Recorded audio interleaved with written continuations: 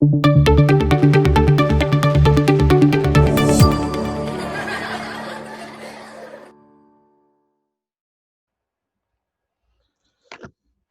and welcome to Daddy Talk.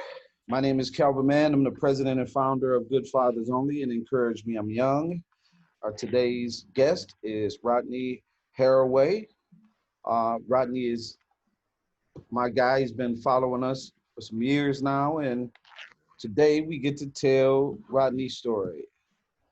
How you doing, brother Rodney? I'm all right, man. I appreciate you guys, what you guys do first and foremost. And I just, I appreciate the opportunity to present to your audience. And, so I'm grateful for that. People don't share their platforms. So I'm grateful for that. Thanks for having me, Cal. Not a problem. So generally our first question is, would you support a shared parenting bill? Absolutely. It is basically a life changer for a lot of us dads, because what it does is it gives us an opportunity to have say in the way we raise our children. With a mother, father, and really you have more time, and then that segues into the financial aspect of it, that now dad gets to buy what he needs for the child, mom gets to do. So I would definitely support a bill like that. I mean, it's much needed. It's time for a change. Absolutely. Yeah, it's most definitely time for a change. I'll be the first to say it. I have no problem. I stand by it. But when there is no dad involved with the raising of a child, we put our children at risk of, Absolutely. of many things. So that brings us to really your story. Your Rodney, this is your moment. I know, I know it, but a lot of people don't know what you've been through. And so we I, use I, Daddy Talk for fathers to share their story. So this is your show.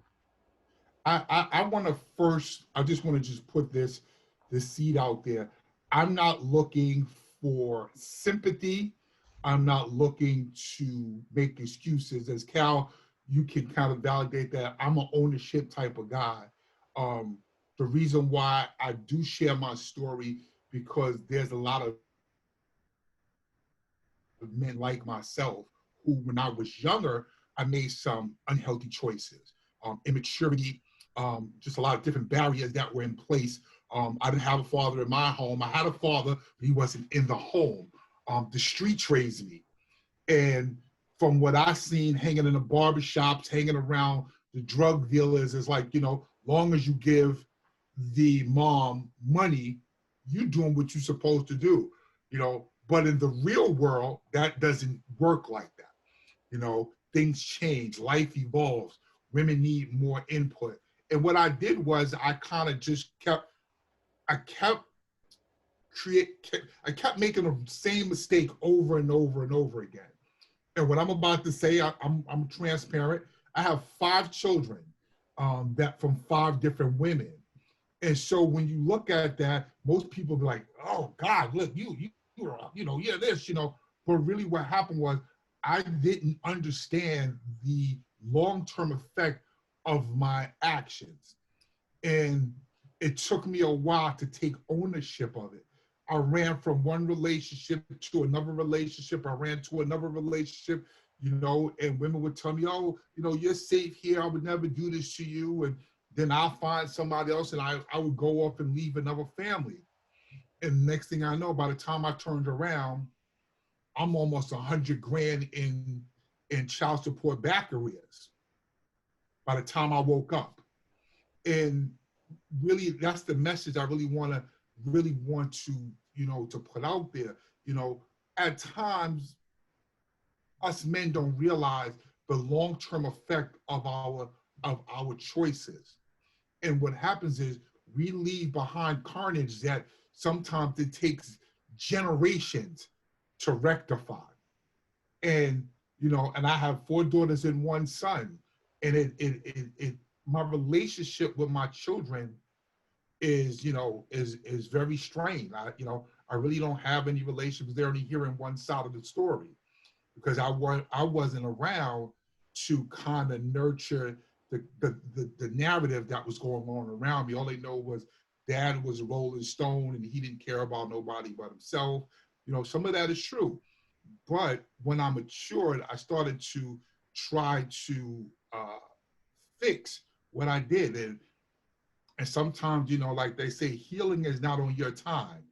And all I can do is just sit and wait for them to become older. And as Cal knows, I wrote a telltale book. I didn't write it for monetary gain. I really wrote it to leave behind the answers for my children after I'm gone. If this situation never is healed, at least they have a book that I put it all out there. I mean, I told every truth. I told about the drugs, the women, everything that I could put out in the book so they can have a clear understanding of how I went from this person to this person. Let me stop you right there, though. Let me stop you. How powerful, right? What you're saying is you're giving the very reason of why having a father is important. The fact that you started the conversation out, you didn't have a father, these are the things that comes with that decision. So not only did you reap and now are reaping, right? Because of their actions, they can also reap too. So we have to be, this is what I was explaining in 2014, we have to be smart about our actions and understanding that part of it is the season of reap. You put it out, now you got to go through to get back, and the way you can correct. All right, go ahead. I'm good. I just wanted. I'm glad you put it in that context, because for me to heal to help, because nobody's coming for me. Right. You understand? I want to put that out there to anybody who's listening. No one's coming for you. No one's coming to help you. You know, you have to take ownership, and you have to say, the first thing you got to start at, I started with owning my choices. I didn't blame, I could have took the route. I didn't have a father, you know, I come from the inner city, you know, my mother was an alcoholic, but, you know, in retrospect, I came from a decent family. But it was my decisions as a man that I continued this repetitive behavior. And I had to take ownership of that. You know, once, you know, I'm a grown man. I can't say it was this, it was that. There's some things that could have contributed to those choices, but ultimately it was my decision. And once I took ownership at that point, from that point I benchmarked, that's when I healed myself. I forgave myself. And a lot of times, you know, we don't forgive ourselves for the things that we've done in order to get our wheels out of the mud, so to speak, and move on, because we stay there and say, well, you know, I've done this, and yeah, you've done it. Now, what are you going to do? And and that's why I've joined in part into the Fatherhood Initiative, because you know what, you don't have to live by yourself. You don't have to live beat up. There's many of us who have traveled these roads, and we got ourselves out of these ditches. You know, now we have to reach back and help our other brothers, young brothers, even older brothers, you know, help them out of this. I feel sorry, you know, I'm going to pay for my mistake forever. And that's a lie. Right. You don't have to pay for what you've done for the rest of your life.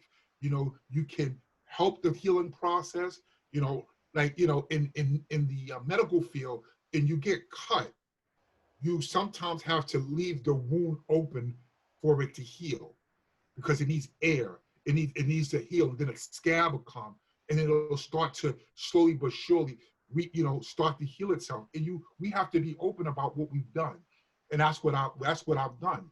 You know, I've been very, very, very transparent about my life. You know, because I pray that it'll help somebody, a young brother, older brother. You know, I pay a lot of money in child support, a lot. And I put that out there, not for people to feel sorry for me, but to understand, yeah, today, if it, you know, you buying sneakers, little Air Jordans and things of that nature, but raising a kid is a big deal. It's not just buying things and look what I did, you know, sooner or later, those kids grow up. You know, you have to start planning for school, for college, and, you know, roofs over their heads, and how do you co-parent when you're not together with the mother. You know, these are things that are, you know, very, very touchy, and people like us, you know, are the I think are the conduit to say, hey, listen, I need you guys to hear. Don't follow me, but take some advice from me. If you made one mistake, limit it to there and learn from that mistake, so that way you don't add to the statistics in our community with these unwed mothers and these unwed fathers birthing children out of wedlock, and we're pouring them into the community for the community to raise them. So, And that's a very well documented, and right. And so, you know, I try not to really get off. I take it, you know, when I talking about that very thing, right? Because the issues that you're talking about are very, very personal, and they're they're very necessary for you to get through your reaping season, so you can do those things. Because once you come out your reaping season, man, the God is just sitting there to provide you for all the things that the devil distracted you from. that's right. Right? And so you get to imply, impact, empower, uplift, and you get to tear down walls that was preventing you from seeing your kids. It's you, the time factor now for you. What is it like, you know, when you reach out to your kids, and what is that like for you? It's touch and go. You know, my kids are older. You know, my oldest daughter is 34 years old. Um, I was the same. Now, here's the twist I want to put out there. My oldest daughter, who's 34, I was a single father with her. You know, I didn't pay child support for her. Her mother, when she was 7 months old, said, "Hey, I'm going out to Macy's. Could you watch the baby for me?" I said, "Yeah, no problem." She didn't show back up for 16 years. She just disappeared. This was the height of the crack era in the 80s. My daughter was born, what, 80, 86? No, 80, yeah, somewhere 86. And she just left. And I was left to raise this child. And I spoke to her actually the other day. I invited her out to my house. I said, let's, you know, come out and spend a weekend.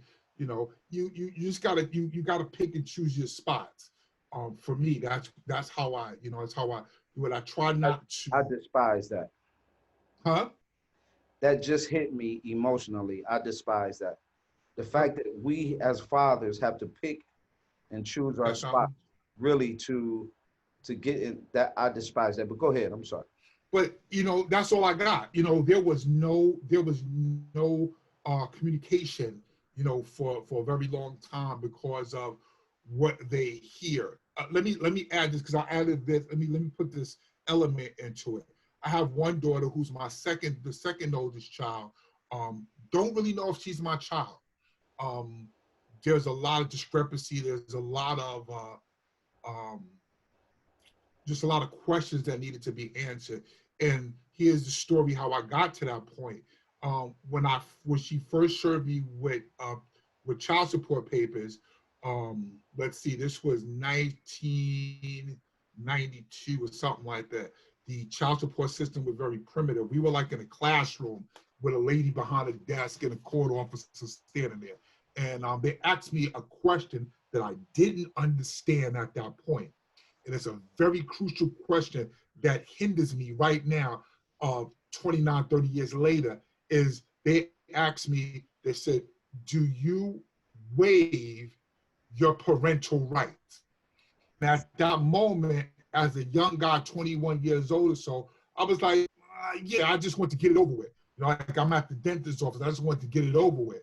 And when I waived my parental rights, what that meant for me in the court of law is I can no longer question the paternity of that child. So when it came about that, mom was, promiscuous and, the child doesn't look like none of my other children, I put that into question, but I could not challenge it in the court. And therefore, for years, I paid thousands and thousands of dollars to a child that potentially is not mine. And currently today, that child is she has went on to get a master's degree in education. And I said, let's deal with the big pink elephant in the room. Let's go like two mature people and let's put, and I'm hoping, Cal, in my heart of heart, I'm hoping that I'm wrong. That the allegations that that I'm insinuating is wrong, that she is my child. So now, because I can handle that. But what if I'm right and she's not my child? So it opens the door that you have a father that's out there who does not know that he has a child. He might not even have no children. And here he has a child that he doesn't even know. There's so many layers to that. And she won't entertain that. Instead, she labels me to my other children that I'm the bad guy. You don't know nothing, and it hurts. I'm a human. I'm a man. I hurt just like the next guy hurts. But I just why can't we resolve this the correct way? Without any animosity, whatever. Because at the end of the day, again, I circle back to the book, because in the book is particulars in the book about what transpired during that time frame. I didn't see her mom for like about 4 months. She shows up at my door one day and says, "Hey, I'm pregnant." And I said, me being naive, I had 21 years old, I was like, "Congratulations." You know what I'm saying? I was like, "Congratulations." And she was like, "No, it's your baby." I was like, "Well, we haven't had any sexual contact. I haven't seen you in months." And and it's a tough deal. And I have to eat that because I waived my parental rights on the initial court hearing, not understanding the ramifications of that statement. So it's a tough deal, and to this day, it's something that unfortunately this young lady does not want to address. More than likely, she really knows. Mom has really told her, and she's just standing by it because that's another fight for us. Getting DNA tests at the time the child was born is very important. It's something that we as men, this is another reason why we need to unite fatherhood, so we can apply some of these laws and these pressures to what, quote unquote, we say. We say silly things like they're the best cheaters and everything else, and that's not true. Right. We fall for certain things because of sympathy from our own mom. So because of our own mom, we think that every woman that we've been with, physically slept with, whatever, we're gonna give her this treatment because, right? We even say things like, "You remind me of my mom." Well, no, it's not that you remind me of my mom. It's the situation. It's a situation. It's the situation that reminds you of. So now that you have gone through the first two, right, and you're child free. So child number three was a long-term off and on again relationship that it was, really like, it was the love of my life. We were together for a long time, and, we had a child that she actually stepped in as the mom of my oldest daughter. And my oldest daughter and my third child, they grew up together as in the same household. And here's the thing, I moved to Atlanta, starting a whole new life, turning over a new leaf. And again, my lust got the best of me. Some girl I used to talk to from Harlem in New York came down to Atlanta and said, "Hey, I'm in Atlanta, come show me around." Instead of me saying no, what do? I go hang out with her, and you start drinking Long Island iced teas. One thing led to another, and I ended up having unprotected sex with her that night. And when I went home, I felt horrible. I knew something, I had done something terrible. Speed up, 9 months later, she says, "Hey, I'm pregnant." I'm like, what? Like, we can't do this. I'm with. She knew about my child's mother. Knew we were together, and she was like, "Nope, I'm keeping the child." So for 9 months, I hid it. My son was born, and really, what happened was, it was like she showed up to my house one day. One day, I come home, I pull into the driveway, I see a car, New York tags, sitting in my driveway. My heart just left my body. You know what I'm saying? And I walk in the door, my two kids on the floor playing, and Luke, my son, is in the arms of my girlfriend at the time. I just turned around and walked away. And it was, and I had nobody to blame but myself. And I destroyed 1, 2, 3, 4, 5, 6 people's lives in that one moment. Because now my kids, we didn't have a big blowout. She just said, "Hey, you know what? You got to leave, right?" And she packed the stuff up, packed the kids up, and she moved back to New York, and that was the end of my life, as I knew it at that moment. And that's when I found God. That's when I gave my life to, because I was at rock bottom. I had nothing else. I had nothing else to live for. I had tried to commit suicide because I couldn't understand that nobody understood me, but I didn't understand me, and it led to a long road back to where I am today. Crazy Wow. story. I shouldn't be here. Okay, by statistic wise, I was a weak man. I couldn't control my thought process, my decision making, and I didn't realize what the cost it was going to cost me. It cost me a whole lot. It cost me my family. My kids had to grow up. My oldest daughter now, who don't have a mother, the only mother she knew is now gone. So now it's just me and her again, trying to put the pieces back together. She was about 14 then, 15 then. Her sister, she was a daddy's girl. I mean, to this day, I don't know how it affected them. In a way, I kind of do, because it's hard for them to talk, to me. They're very respectful, but they just like, we just don't have nothing to say to you. But we have to have this conversation. But The issue it's that's funny, because I was just really talking to my 16-year-old, right, and asking him about a phone, and his mom, she doesn't want to communicate at all, right? And right, so we haven't had any conversation at all, So my conversations with my son, of course, kids, they're gonna choose ease, which right, which in choosing ease really is detrimental to your life.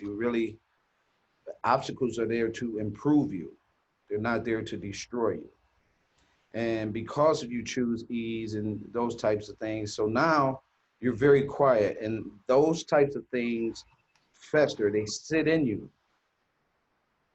So your daughter, like me and my son, if you notice, me and my son, we have been doing gap pops, and right, and that's my oldest boy, and he really woke up and realized, he's like, man, like, you really been there. Like, I didn't realize. I said, that's because everything conditions you, right, tells you, teaches you, show you, including your mom. And she didn't mean no harm, because me and her, we was never in the system. We worked together. And he said, yeah, but it wasn't what she said, it was how she said it. Or it was a little in your window. right, Or she'll ask you, oh, is that you, right? And so that's a very dangerous thing for our children to live with with that type of information. So if one person has all the information and just gives their side of the story, then that's all you're left with. So of course, go ahead. Absolutely. My daughter was in college, right? Well, my third oldest daughter, she was in college, and I'll never forget. She said to me, she said in a text, she said, you know, you never even bought me a pencil for college, and I was kind of blown away by that. I said, sweetie, that's totally false. I said, I give your mother anywhere from $700 to $900 a month for you, so that way that you have the things that you need. I said, I don't know if she ever explained this to you, how child support works, but I said, the things that you have are not coming from your mom, they're coming from me.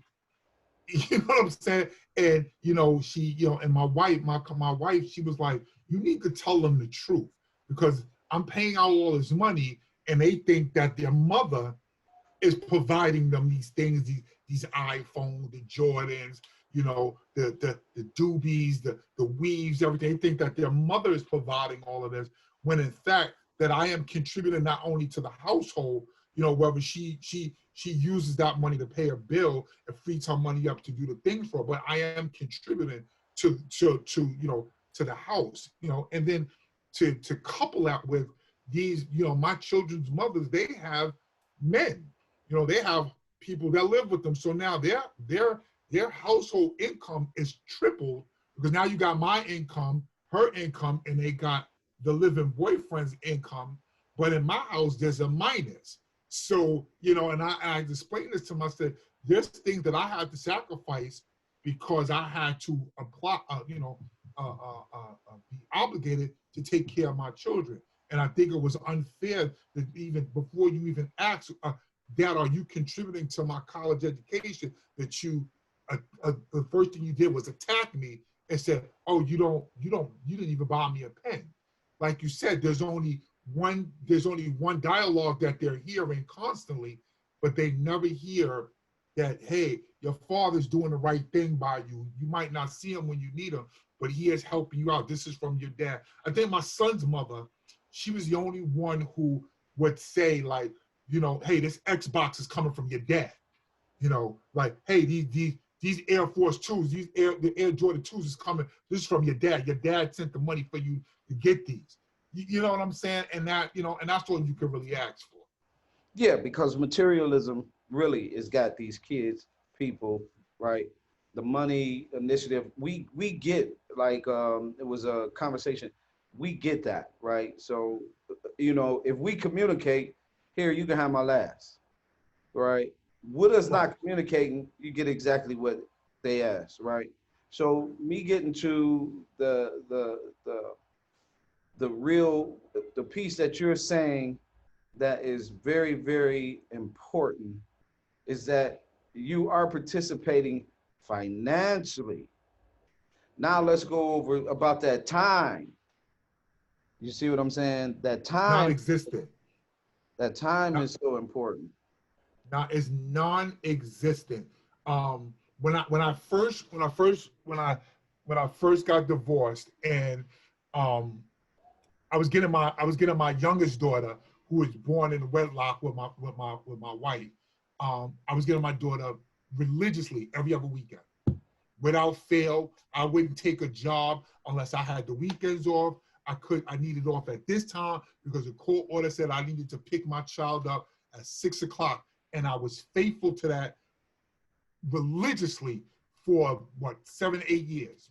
And then one day, my ex-wife found out that if you violate that order in producing the child, that is not enforced by police. They can't enforce it. They can't tell her to produce the child. Then what happens is you lose out on the visit, and you have to petition that in family court. Once she understood that, that's when everything fell apart.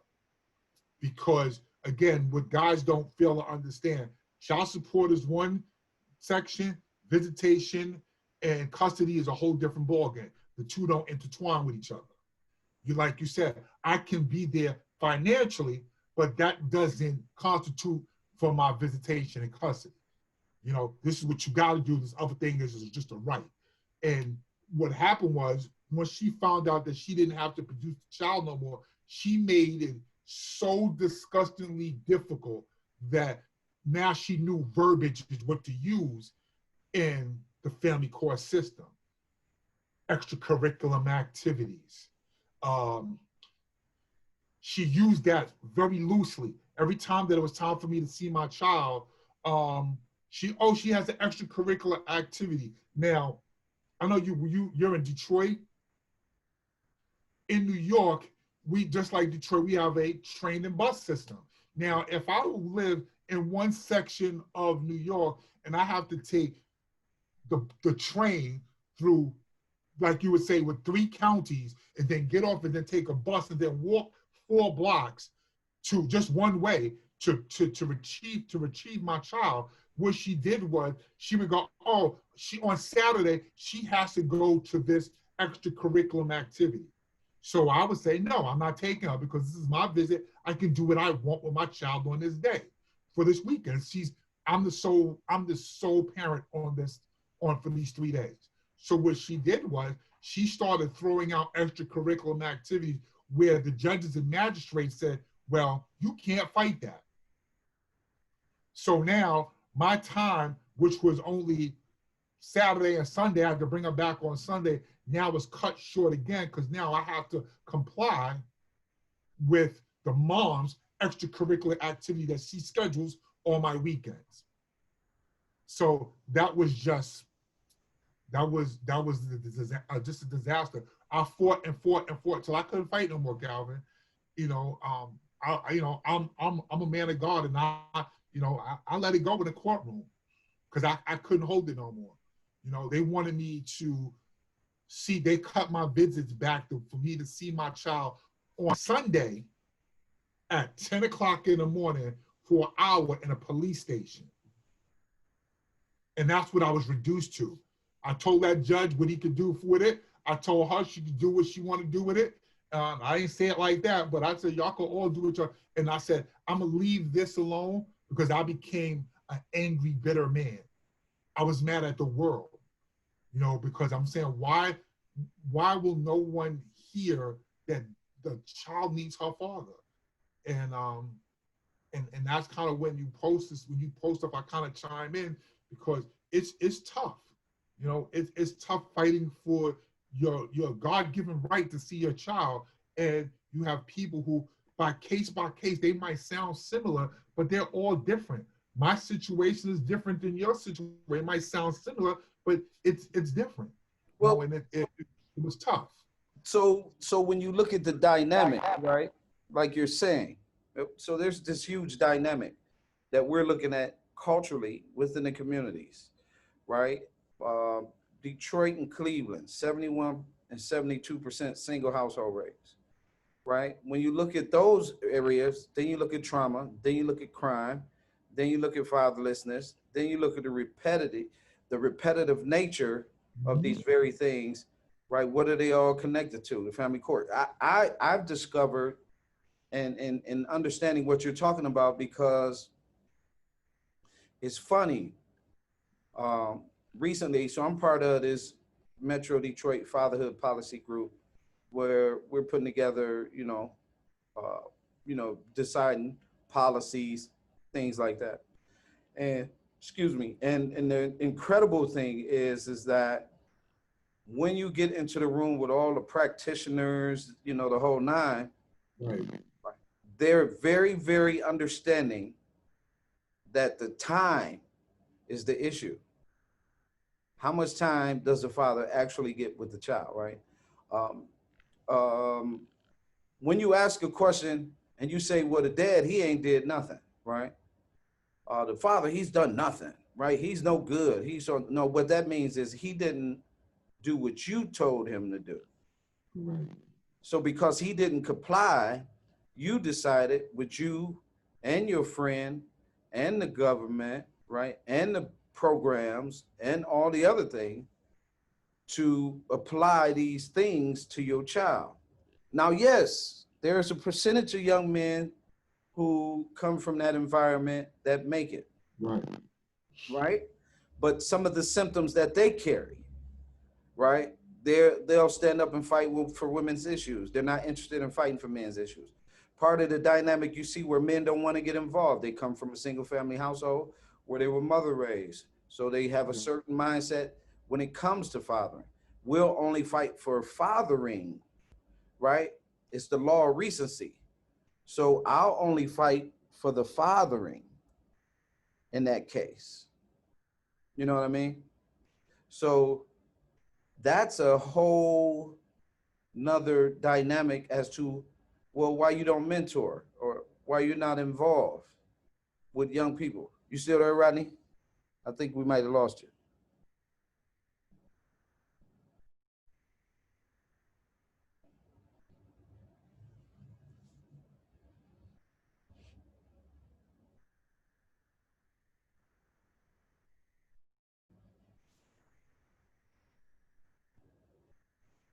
Right. So, you know, in that case, he probably is going to have to log back on. In that case, we see a lot of men. Law of recency means that as a man, this is very important to me because it's happening to me. But when it comes to other men, not so sympathetic, right? And this is where you need more men involved to help other men not go through this process because that's part of the problem right there, right? We'll look at certain things and we'll when it comes to the fatherhood and fathers, we don't want to fight for that.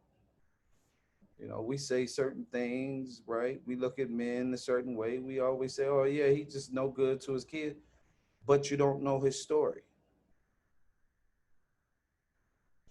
and you're asking these things.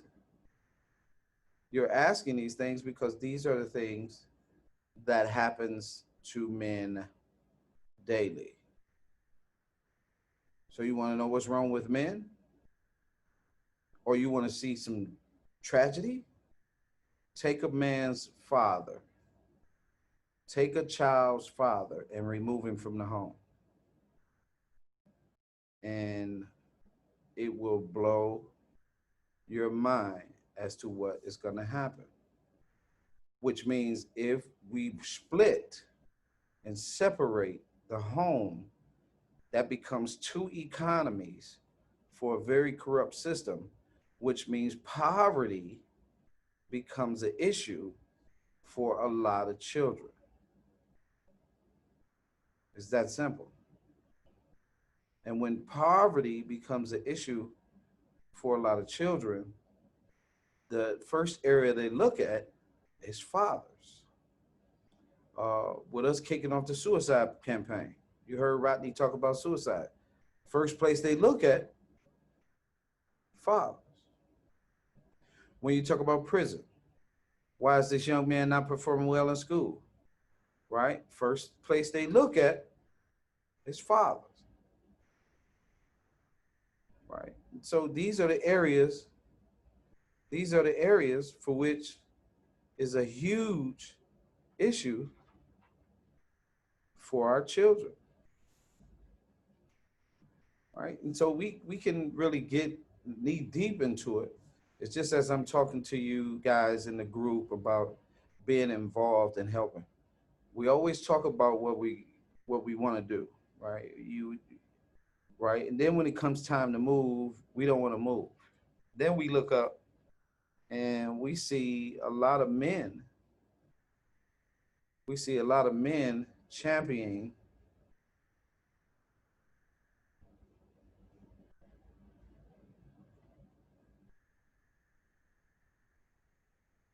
right.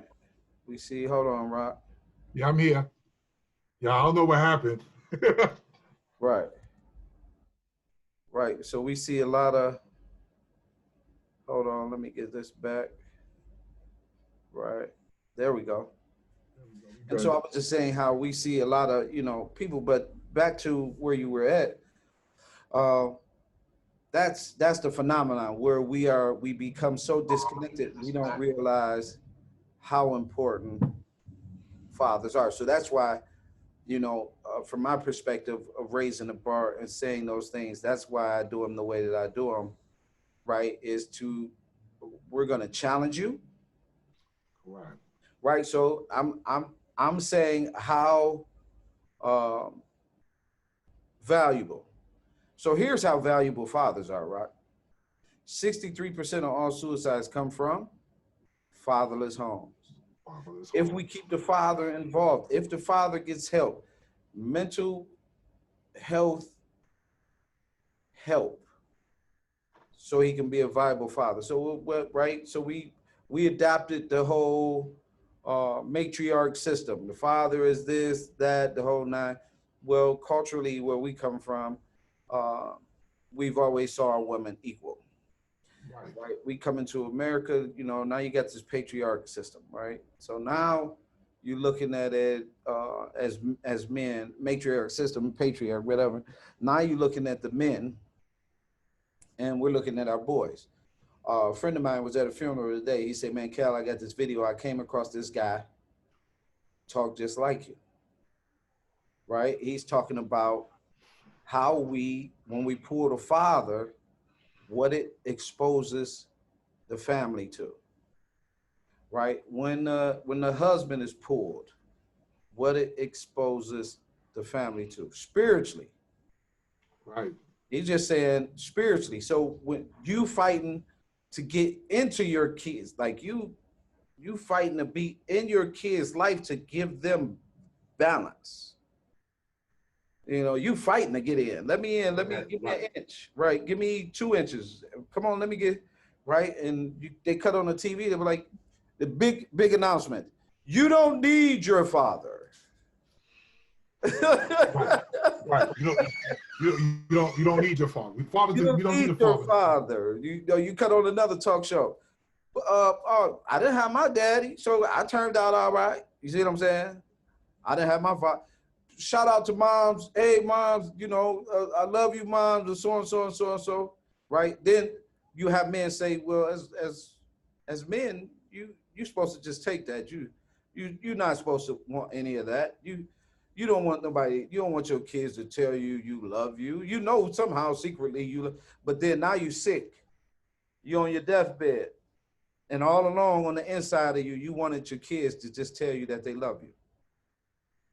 You then went out, provided, gave your life, turned over, did all this great, magnificent stuff in front of them, raised the bar for them, and they don't even get to see it. Here you are, then wrote a book.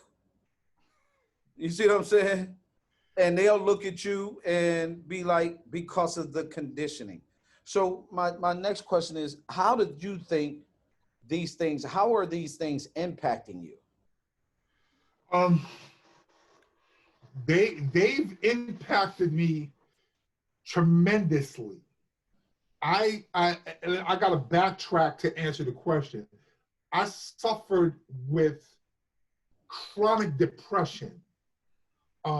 Here's this big 6'5", 300-pound man who suffers from acceptance, suffered from being recognized, and because in my mind I'm like, I was doing the best I can. I was doing the best I can with the hand that was given to me, and I didn't think I was a horrible father. I made some bad choices, but I didn't think I was a bad father. I was there for parties. I was there for achievements. I was there, for everything that that happened in my children's life. But I was always blocked by mom. So therefore, like you said, the conversations were that I started buying into that I was this horrible dad. I started accepting this label upon my life. And what it did to me, to answer your question, what it did was it sunk me into holes that were endless dark pits. Because upon all of the bad decisions that I made, what I started to do was I started to self-medicate in substance abuse. So for 27 years, I went and found my answer in cocaine. So what I did was it numbed me for the moment. And I started justifying that I had the right to get high because of all of the load that I was carrying. So when you say, what did it do to me?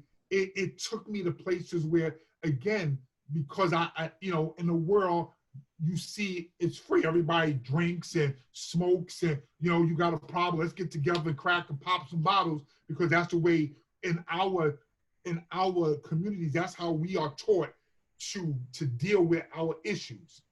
So people say, man, you got a problem? You dealing with all this? Hey, I'm gonna give you an ounce, go home, boy, that's on me. I need you to be right.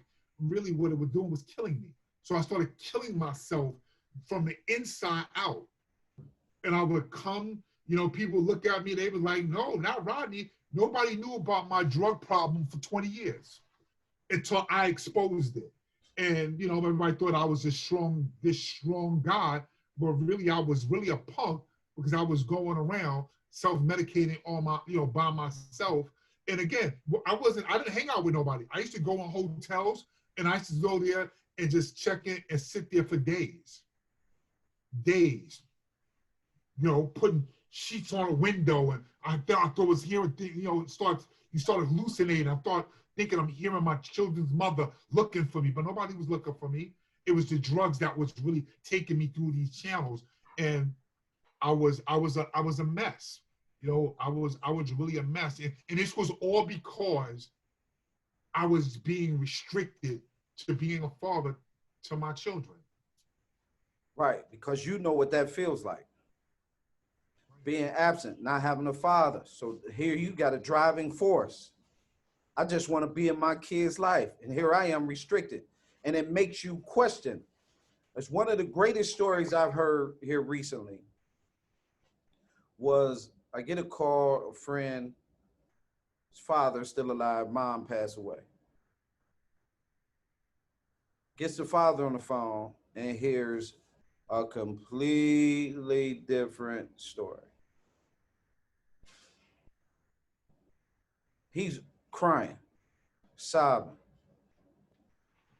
Why all this time, why would she lie to me like this? Right? Why would she do that all this time? So you're told, hey man, you got to get past that. You ain't no man, you can't get over that. Well, right. What you was carrying was so heavy, it could have killed you. It was supposed to kill me. Yeah. It was supposed to kill me, and I didn't give myself, and again, we talk about, I'm put on my spiritual hat. When you talk about David, and you talk about David had to encourage himself, had I not encouraged myself and started looking at myself as a warrior? Because you know what, instead of looking at what I didn't do, look at what I have done. Yep. What I have achieved with all of these barriers in my life, and look where I am. You should be wondering, how did you live? How did you survive? How are you still surviving with all of these barriers in your life? Not looking at my life in a negative, and I had to spin on it. I said, you know what, Rodney, you a bad somebody. You understand? You a bad somebody. Because dudes, and I kind of get unsympathetic when I hear guys crying, like, hey, I got to pay $150. This chick, she want $50 for me to pay for my child support. And I look at it, I'm like, I wish I had a $50 a week child support obligation. I said, but you know what? God allowed this to happen to me because he knew that I could handle it. And I can handle it so I could give back. So I could show other people, listen, it might look bad today, but if you fight, you'll see the light at the end of the tunnel. And what started to happen, Carol, it was like a blank canvas. Things just started making sense to me. And I started putting myself back together, one brick at a time, one piece at a time, like a puzzle. I started putting the corners together. Then I started putting the border together. I started putting myself back together, it was no time frame. But and I started saying to myself, I'm not going to let this beat me. I'm not going to let it beat me, and I'm going to stay in the fight. And you know what? And one day, whether I'm alive, I got instructions to my wife. If I'm called home before this gets rectified, I want my life. I wrote a living will for my children to understand when this is me talking to you guys, saying, listen, I might not have been what y'all think I was, but I tried everything in my power to be there for you, to mend those things, and maybe I might not get an opportunity to see the end of this.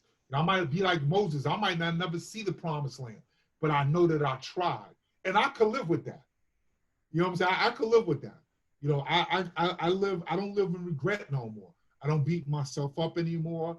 You know, and that's why, you know, for everybody, it's not for everybody. You know, I put my trust in the spiritual realm, because it got to be spiritual, because I've done all I could do as a human to right this wrong, and I just left it there. You know, my kids are older and they're not babies.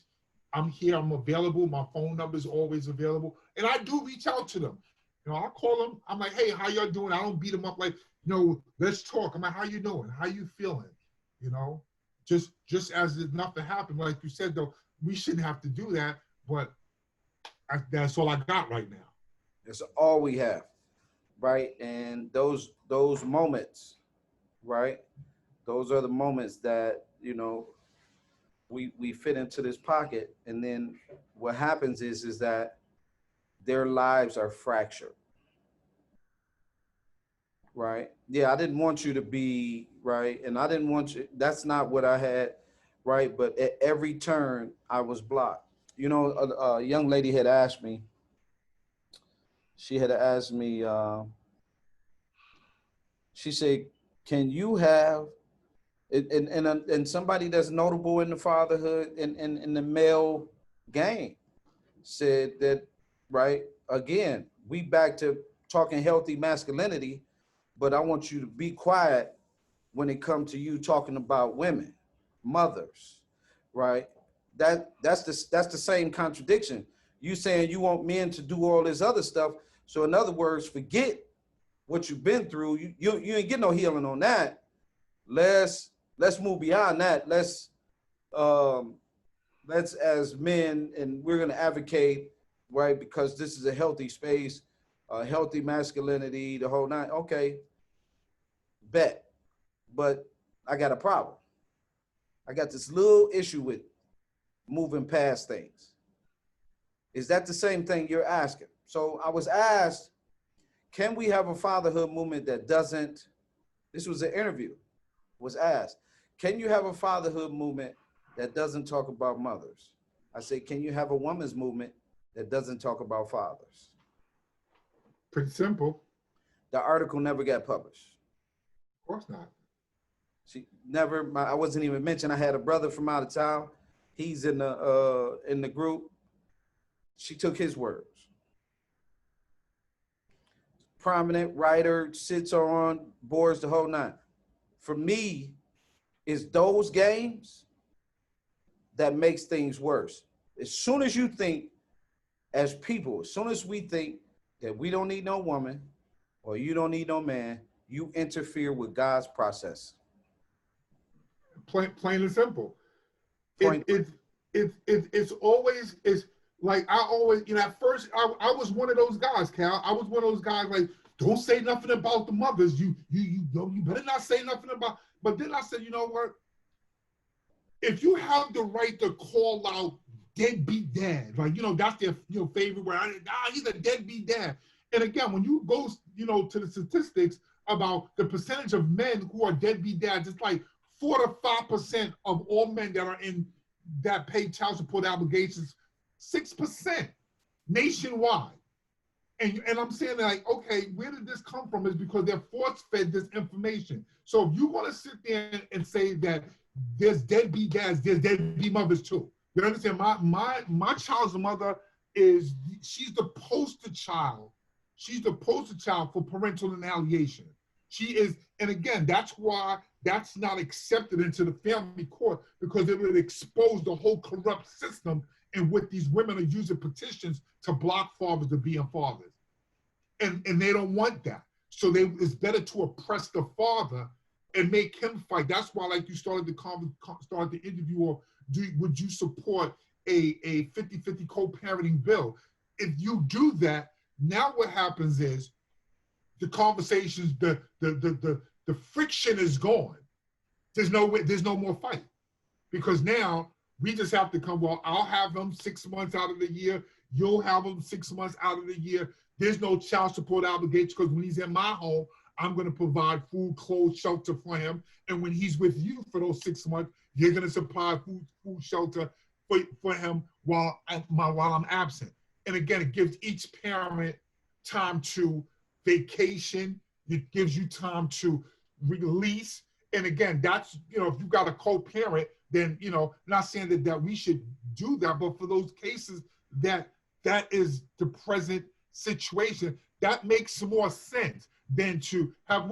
How can you parent on weekends, on every other weekend? That's 4 days out of 31 days. But we are the bad guys. But it's the women who are not allowing the fathers to be in their child's life. I met a couple that they couldn't stand each other. They hated each other's guts. And they came to me for counseling. But you know what the mother did? I've never seen this, and I'll see if you ever heard this before. The mother said that she pulled the boys in the hood. She said, I love my son. I hate his father, but I love my son that much that I am going to release him to his father so his father can raise him in this world, because the dad was a thug dude. He was from the street, good dude, but he was the thug. But she said, I love my son enough that I want him. I'm scared that I'll lose him to the street. So I better I can't hold him for that, but I know his father could keep him. And I thought that was so honorable and so noble of her to think past their situation, right, and think about the kid. It's the truth of the matter is, when she did that, she helped them both. Absolutely. She helped them both. Absolutely. You can actually, right, you can actually help fix them all just with that one move. I've seen it on several occasions. Sister we was close on, and she was in DC all the way here. We just in a group. She kept asking me. We got on the phone. She took a chance, gave her son to dad. Let dad raise his son. I've put mothers and sons in Good Fathers Only shirts and knock on the door, inspiring fathers to get more involved. When they saw Good Fathers Only on the right, it touched them in a way that they began to get more involved. For the mothers that want that, I don't know if it's few or far between, but I think what has happened is money has become some people's God, so they don't matter what. And then you look up and you see the little boy on the shirt. And the first thing when he's interviewed is his daddy. And then if you ever get a chance to go back over there and ask daddy, he's like, I tried everything. I just wanted to be in my child's life. The daughters, same thing, right? So with that being said, this was awesome. 3 things. Yes, sir. Give us 3 things that you would do, that you could tell a new, young, old, or mature fathers. Give them 3 pieces of advice from Rodney Harraway. First thing I would suggest is analyze your choices. Because choices and consequences go hand in hand. Before you make a decision, regardless of how small or how big that decision is, when it comes to your relationship, unprotected sex, any of those things, evaluate the consequence before you move. That's one of the biggest things that I push. The second thing is educate. We need to educate ourselves on how the system works. Too many good men are being misrepresented by the code of the street. You know, I take care of my kid, but the world in the world of the court, they only see that as a gift. You have to educate yourself on how to maneuver the system to make it work for you and understand your rights. So I would say always educate, because, you know, people think, well, I gave her $1,000 and why can't I see my kid? It doesn't work like that, bro. You have to educate yourself how this works. You know, the monetary is what you're supposed to do. The visitation and custody is something that you have to fight for in your rights. So if you're not properly educated, then you can save yourself a lot of stress. The third thing I'm gonna go is forgive. Like I alluded to, we have to learn how to forgive ourselves. We have to stop allowing people to speak negative into our lives, into our ear gates. We have to forgive and know that, you know what, yeah, you didn't walk into fatherhood, the initiative knowing it all. You progressed and evolved over time. You know what I'm saying? You grew into Calvin Man, Great Father Organization through steps. And you forgave yourself as you forgive other people have forgiven you. And I think we need to forgive each other for the things that we've done. You know, forgiveness is key. You know, the Bible says, forgive those, you know, because you were your Father in heaven, forgive you. You know, I've done a lot of things wrong that I wanted to be forgiven for. So I always leave an open door for forgiveness for everybody. So I think those three things is vital in the progression of fatherhood. Well, Rodney, I think those three things are very powerful. I truly appreciate your time, man. Come on, man. Thank you. Thank you for your story. Welcome. If Yes, you're, thank you. Let the people know in New York where they can get in touch with you at, or if they need to holler at you from the group, let them know. Hey, listen, first of all, I'm a pastor. Somebody just called me just now and they need some counseling.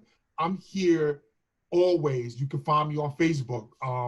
Give Godly Counsel. You know, I didn't grow with a silver spoon in my mouth. I wasn't born in the church. I was birthed into the church. And I think that everybody needs a spiritual foundation at some point in their lives. You can find me on Facebook. You can inbox me. I'm about as accessible as anybody on Facebook. So if you just want to talk, you want to throw some ideas at me, I'm always available. You can reach me on Facebook. My phone number is posted if you want to reach me. Well, Rodney, I appreciate you, man. This is another Thank you, Cal. episode of Good Fathers Only, telling the father story. It's what That's we're right. about, getting the truth to bring balance to our children's lives. This is Brother Rodney Harraway. My name is Calvin Mann, president and founder of Good Fathers Only, and Encourage Me, I'm Young. This has been Daddy Talk. Peace. Peace.